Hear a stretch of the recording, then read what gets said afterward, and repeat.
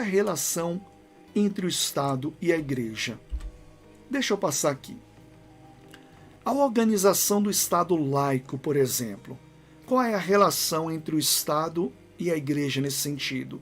Lembra da aula passada que nós falamos sobre Estado laico? Então não precisa a gente falar mais sobre a laicidade aqui do Estado. Nós já vimos na aula passada.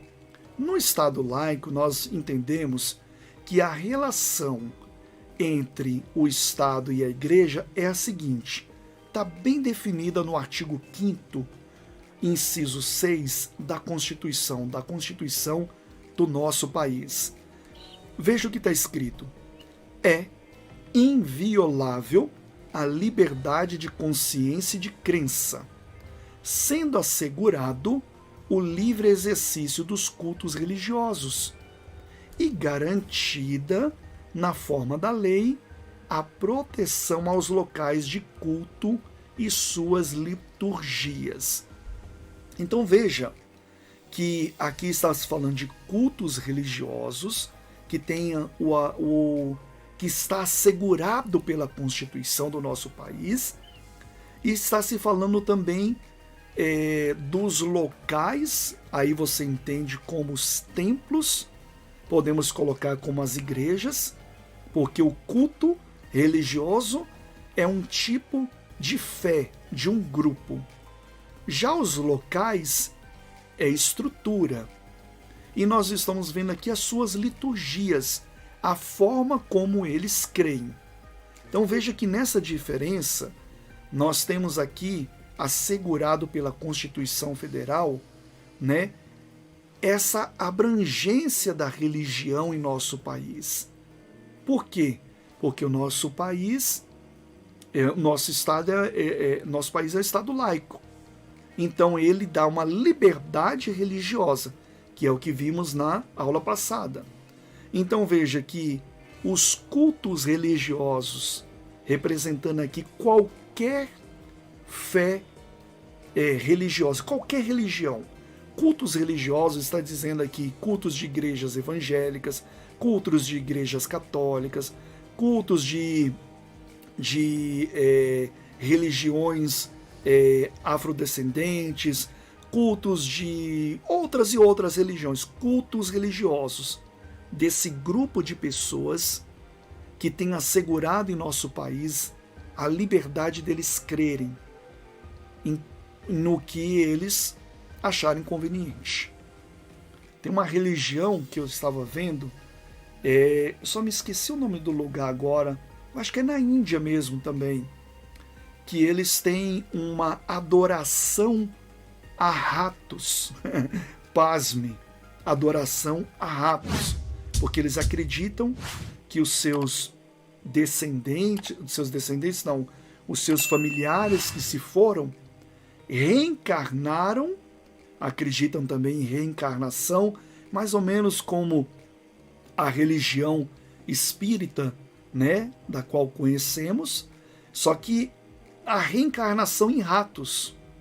E eles têm um grande templo lá, onde tem esses ratos que eles criam lá e acreditam nessa reencarnação. Aí você fala, que absurdo. Para nós, realmente é um absurdo. Mas para este povo, essas pessoas que concordam nessa fé, comungam nessa fé, é a maneira certa deles. Então, se essa religião viesse para o Brasil, por exemplo, que eu acredito que não existe, nunca ouvi falar, por exemplo, pelo menos, né? A nossa Constituição dá liberdade para eles ter ali adoração do jeito que eles fazem lá as suas liturgias, que já é a liturgia é o modo das pessoas, como que elas adoram o seu Deus, os seus deuses, como que elas se desenvolvem na sua religião. Por exemplo, a fé cristã tem o batismo nas águas, tem a comunhão dos santos, no caso, em templos. Temos também outras liturgias de culto, né? Louvor, adoração, oração, pregação.